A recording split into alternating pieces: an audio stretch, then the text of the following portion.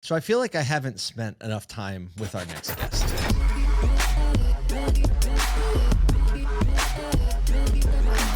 This is Collabs. Because I hear all these things from around the industry of the energy and the spunk and the intelligence. And I'm like, I am just not spending time with the right people. But I feel like, Kyle, you know her better than both of us. For the most part, I know Melissa decently well. Yeah. You know. You know how to say her last name? She's a marketer. You know how to say her last name, right? Yeah, I know how to say her last name. Now, maybe. Hopefully. We'll see. We may or may not have made sure we were right.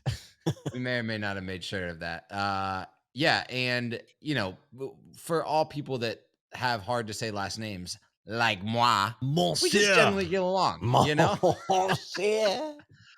I will say this, AutoNation as a company, like obviously we read about them in automotive news, their PR stuff comes across the PR wire, but like they kind of are like keep your head down and keep moving organization. They obviously purchase, they're on an acquisition tear like all the publics, but they just keep their head down. They keep moving. They tackle the next thing. And so you don't actually hear about them a ton. But the other really cool thing about what I've noticed is like they send someone from their org to almost every conference I've ever been to. Secret. Which is kind of like they're just paying you. You're like, you're in the halls, aren't you? I see that, So. I mean, that goes again. You see a lot too many dealerships that don't send anybody to anything, right? Especially sometimes the larger groups, like you have your own thing going on. So you're like, we don't want that. And they're kind of the opposite of that. Whenever I think of big groups like this, though, they remind me of the one and only winner of social media. Any guesses who the one and only winner of social media is? The marketers? Tom from MySpace. Oh, I know Tom from MySpace. Everybody knows Tom. Well, everybody over the Tom. age of 35 knows Tom from MySpace. Guess where Tom is now? Anywhere he wants to be. I was going to say, do you really know where he's at right now? Nope. Because he took his 100 mil and he went anywhere he doesn't even have a phone. He's the one and only winner of social. I'm anywhere I want to be. And that's these big groups. Like you talk about somebody like Melissa or, to your point, Kyle, where are they? Everywhere. Where do they not need to be? Anywhere, because they're everywhere. It's like I'm anywhere. I'm trying to follow this argument. Really we quick. are now trapped in Inception. So now that we've trapped you in Inception, we hope that you enjoy this episode of Auto Collabs in this conversation with Melissa Cartagena. Oh, we're already laughing, and we are here with Melissa Cartagena. And we're laughing because I royally messed up her name 33 seconds ago. But Melissa, thanks for hanging out with us today. Thanks for having me. All right. So track back, because we've talked to you on another one of our podcasts before. But for all the listeners, you came into auto in as luck would have it. We ask everybody how they come into auto via like being in other industries in marketing. If I'm correct, Yep. Is that right? Yep. Yes, I spent 20 years in digital in general, but I've worked in a bunch of different verticals outside of auto. I came to auto in 2014, but prior to that, I had been in web hosting companies. I had been in telecommunications, doing affiliate work. I even worked for a CPG company and also spent some time in residential real estate. So I've been through several different verticals. Why not the real estate? Just throw that in there. Yeah, just the real Amateur estate. doll walker. I ran a breakfast restaurant. Like she's just going to go through the list. What? Definitely not telemarketing, though. I didn't do that. Okay. Right. So because in many people's worlds, like 2011 to 2014 was when the internet started existing, right? Like that's when they finally realized that they needed a website type thing. Mm-hmm. But there were many other verticals, especially outside of auto, that were, obviously autos had websites since, the late 90s and had web vendors, and cars.com and Auto Trader came around in that time. But really like the big press when a lot of those vendors kind of came on the scene was in like the 2010 to 2014 range. Mm-hmm. Like, give us a look back when you were in those other verticals. What were some of the experiments and things that were happening back then that you were learning about that maybe like when you came into auto, you were like, you guys don't know about this yet? That's a big question. There's a lot. when I started back in the day, like Google was not, it was pre-IPO. So Google hadn't gone public. Yahoo was like the biggest, and MSN would feed their results into Yahoo. So we used to do what was called paid inclusion back then. So you can run a feed in through Yahoo and get first page placement in the Yahoo listings. You're technically were paying for it, but it looked like the free version of your website coming up in ranking. So in the SERPs, which was crazy. So you could pay for that via paid inclusion on Yahoo, but then also stuff your meta keyword tag with all kinds of keywords back in the day for Google to get your website to rank. So it was way back when. And then that was the year way back in like 2000, I want to say maybe 2003 roughly, when Google first made its very first algorithm update, and they called it the Google Dance. That was actually founded in South Florida, and it's why they call it the Florida Google Dance. And check me on that, because it may I've not never be heard exactly this that term, before. but it's Wait pretty a close to second. it. You're dropping all types of things that I'm like, what? Yeah, What? it was back in the day when it was the first algorithmic update that they ever made, and it was bouncing off their servers several times, so they called it the Dance. And it was founded in Florida, so they called it the Florida Google Dance. Something in that. Something in that. Yeah, the Google Florida update.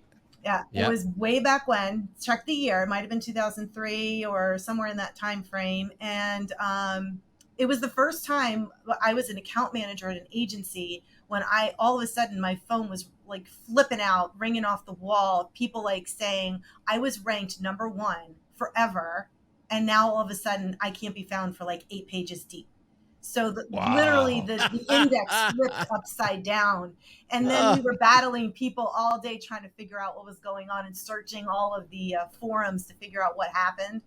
But then we were able to figure it out. But it took several months for a lot of those rankings to come back up. So I spent a lot of time in the SEO space way back when, and then also in the paid search space. But back then, Overture was still very big as well, which I don't even know if you guys know who Overture is, but you could lock bids. It was great. And then, Google, you were buying media buys, really. You were getting placements that were like 5 or 10 or 15,000 versus keyword buys. It was all like media based. You can get top placement, but you had to pay up front a pretty penny to get it. And then eventually moved to the model. I remember Gary Real quick, Vaynerchuk. just so you know, you nailed the date. It was 2003. So we who knows? Yeah. I remember 2003 very clearly. Yes.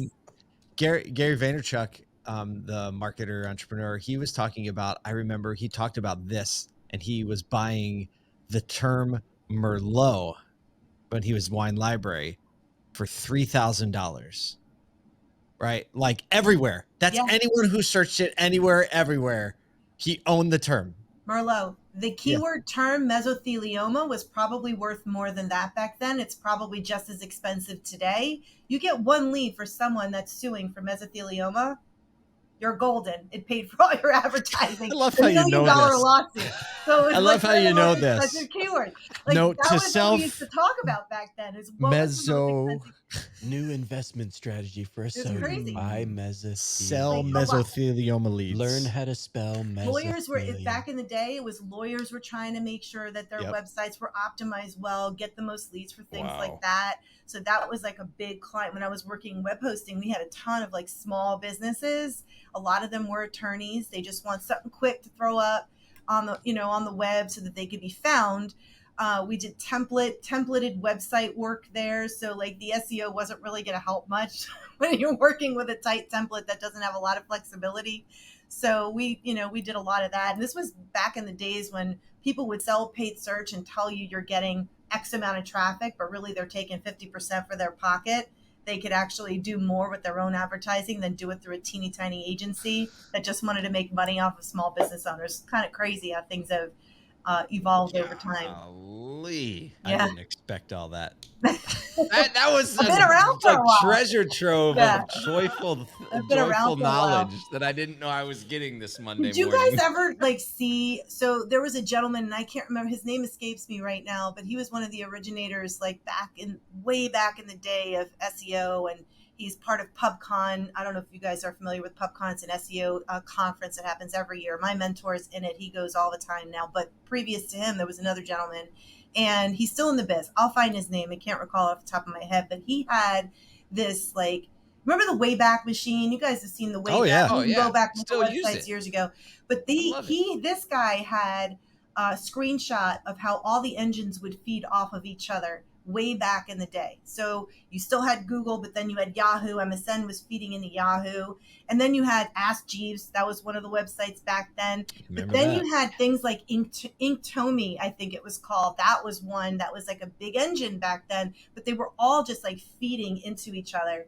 And he would recreate it every year. I don't know if he has anything like that now. Otherwise, we just see like Google and then maybe Facebook or something. But every year was like a big thing. Like we would impress our clients at the agency, like, hey, have you seen this website that shows you how all the engines intertwine with each other and how traffic actually surfaces across the web? Well, it's interesting because instead of like the new version of that is Google's like, well, we're just going to buy the top 3. Sound good? Okay. Right. Like they're like, we got Google and YouTube. We're good. We Yeah. basically own all of the searches, right? Which they both feed each other, right? Exactly. Well, now they got to that- contend with is that TikTok, Bruce but that's Clay? a whole other. Yes, it was Bruce Bruce Clay. Clay. Yeah. Thank you. The Bruce Clay. Godfather. Yes, pretty much. The guy that made us all a lot of money and also some of us really bald. Yeah. He's still around though. I think he still speaks at conferences and everything. Yeah, he does. Yeah, still active in the game. Yeah. A That's long amazing. time. This is a little history lesson for all. So I didn't. okay, This Oh, is legit AutoNation. a history. I'm like I found this site that has like all of the Google updates for eternity, right? Like what the way they all That's came great. from, and I'm like, oh man, that's the that original. page rank out, the caffeine, the hummingbird, the phantom, right? Like they're all. Wow. Yeah. And now, Panda. I mean, we get Google algorithm updates like at rapid pace at this point. I mean, it's every year there's a major update. Every 6 months there's minor updates. Every Or 3 vitals. months there's I know. I micro can't updates, keep up right? anymore. I can't. It's unbelievable. Melissa, a let me lot. ask you, how does all of this history, how is that, like looking back, hindsight, how has that positioned you well to do what you're doing now in your current role? I think because everything in this, and I refer to digital as an industry to me, even though I work for automotive, that's the vertical I'm in, but my industry is really digital, right? And it's the yearly change. It's the annual, not even annual. It could be multiple times a year, but there's always something new that's being learned throughout the entire time. So I think that has benefited me of knowing what the history was and then watching the evolution of it over time has helped me to elevate and be where I am today. Like I came here in 2014 to start our digital programmatic business. That was my job when I first started at AutoNation. And that's because of all the experience I had with media buys in the past and the way that you would buy media online and how different that is today and how much more you can customize it today. So that was really the way that it's paved for me in terms of what I've been able to bring to the table. It's because of that, all that history that I have in the industry and seeing things change over time. You just shifted a paradigm for me. You just shifted a paradigm for me because you said industry is digital, vertical is automotive. My whole career, I've been a digital guy doing the SEOs and the paid media and all these. And not once have I considered Your that industry. I'm in the wrong industry. That's because, crazy. Because you're not, Michael. Let me affirm. I'm in the right. You are not in the wrong. I'm a vagabond in a vertical. I'm in a vertical. You're a vertical vagabond. My Yes. vertical is automotive. I love. Yes. I wrote it down on my. He's got to take a nap. He's going to go talk to his dad who started the company. Good. Yeah. Oh, I have that same one at home too. Remarkable. Yes. Yeah. I love this. Is actually I want to double tap on this because it actually gives many more people in auto potentially like a broader lens. Yeah. 100%. Yes. Right? Like immediately that paradigm shift then gives you a broader perspective, which we're always challenging. Like look outside of auto, look what everybody. But if you're in the digital industry, you're like, Oh no, I'm looking at everything digital, Exactly. right? If you're in the sales industry, oh, I'm looking at everything sales. Yep. If you're in the Hospitality industry. hospitality industry, Oh, there you go. Right. if that's your industry, your perspective is much broader. It is. And you can focus that perspective on a vertical. Like, we can finish the podcast now. Everybody just Dude, needs we to just go, need to go go like rethink thesis our their own. approach. Seriously, like when I see like people looking for potential talent, and they're like, must have automotive experience. Why? Why do you have to have automotive experience? You could teach that, but the digital stuff, like the digital skill set, that's much harder to teach than to teach the industry to somebody. You know, we have conversations like that all the time. It's true. Anybody that I've ever hired here has not had an automotive background. They all come from some digital experience, and I bring them in and I teach them that. I learned it. If I can learn it, anybody can learn it. I mean, it's not that hard.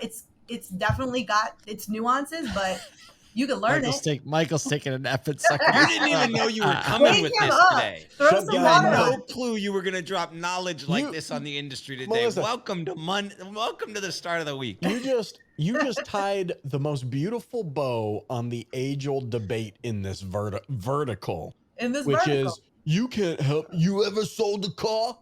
You can't help me until you got your tie cut. It's like, that's a perfectly teachable skill. Yep.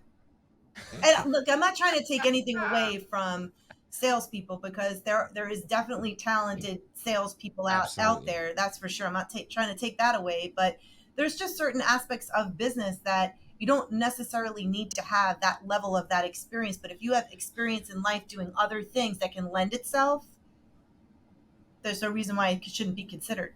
Well, you just told us before we jumped on the actual and hit record, you were saying like, hey, look, we've got a 3-page document. We know all of the acronyms that anyone that needs to come on needs to learn. It's like, here's the document, read it, learn it, next. Yep. You know, like, not that crazy. Except that there's probably 3 more pages that needs to be added to. Yeah, that was last year's version. And this year has 3 more pages. Like a never-ending list of acronyms. Where do you help your team? Because I want to key in on something you said. My team, when I bring them on, they come with no automotive experience.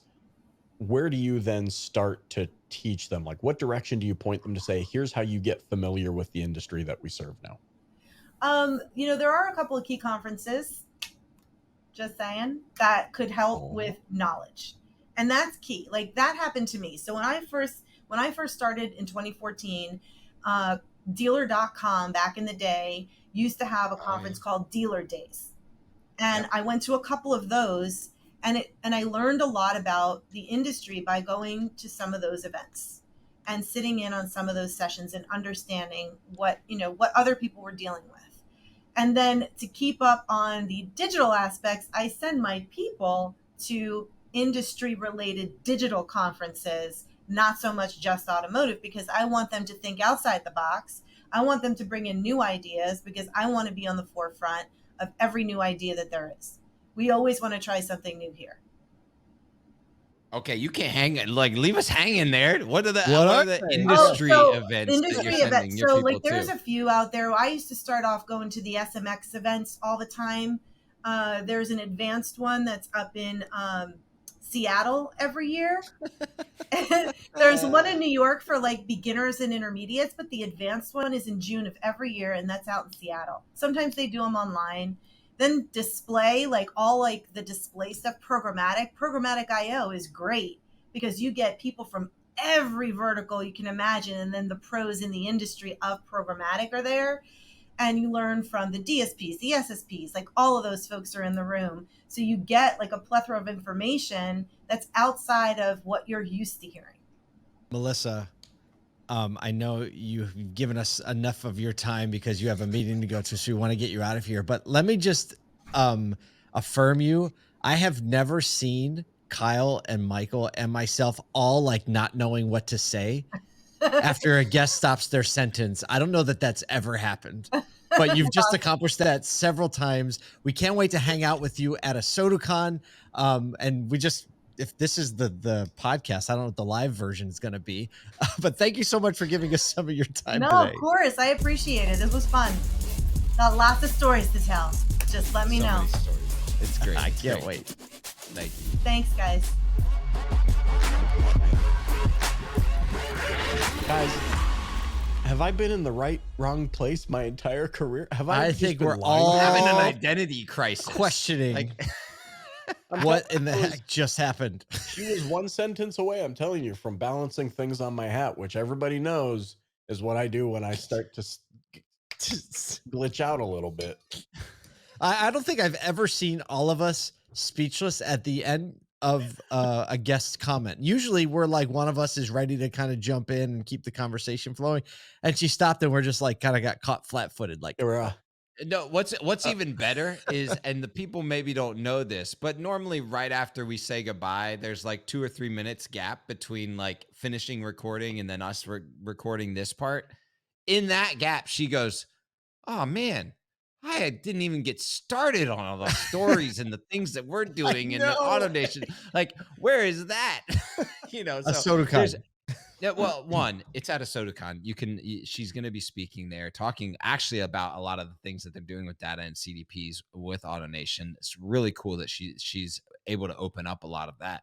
But this is what I think is so key to that conversation, and we zeroed in on a bunch of times, is like her rich depth of knowledge that she gained from the late 90s to 2014 outside of our industry outside of our vertical yeah, outside of our vertical. in her digital industry has given her all of the resources needed to continually improve and dial in. And just the fact that like I wrote down 3 conferences, right, that I've never heard of, that are technically in my industry because I've been in digital the last 8 years of my time in auto. And it's like those are things that now the whole industry has access to. It's like you can send your people to programmatic IO, especially those groups that have marketing teams and all that, because that's a way to dial in and have people from the trade desk and all the other DSPs sitting there telling you what they're dreaming up, what they're thinking of, which is how all of these marketers are executing marketing plans across auto. So, I mean, or you can go to ASOTUCon.com and get tickets for that, because here's what we know. That is a industry conference positioned for the vertical of automotive. Absolutely. And Taco Tuesday. Well, listen, I mean, the 3 of us have been left dumbfounded. We're so excited to be able to connect with Melissa again at ASOTUCon. If you're not going, what? Yeah. What? Come on, pull the trigger. Let's see you there, where you get to hear from her and, of course, so many others. Hope you enjoyed this conversation with our new pal, Melissa. I want to pick her brain on so many things on behalf of myself, Michael Cirillo, Kyle Mountsier, and Paul J. Daly. Thanks for joining us on Auto Collabs.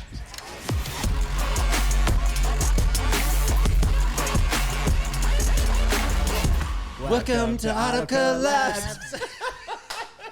why are we recording? Are we rolling yet?